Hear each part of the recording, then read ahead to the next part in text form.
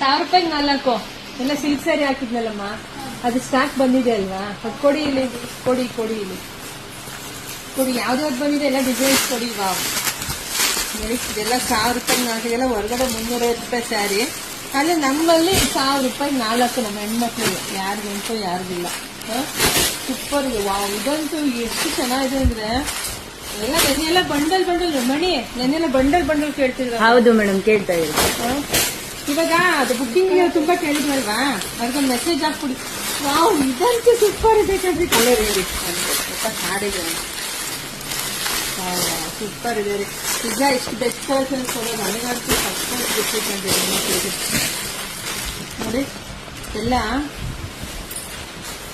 ₹1000 4 ಅಂದ್ರೆ ಎಷ್ಟು ಡೈಲಿ ವೇರ್ಗಂತೂ ತುಂಬಾ ಸಾಫ್ಟ್ ಸ್ಮೂತ್ ಇದೆ, ಶೈನಿಂಗ್ ಇದೆ. ಈಗ ನೋಡಿ ಇಷ್ಟೊಂದು ಕಲರ್ಸ್ ಎಲ್ಲ ಬಂದಿದೆ. ನಾನು ನೋಡಿ ಎಲ್ಲ ಸ್ವಲ್ಪ ಆಗ್ತಿದೆ.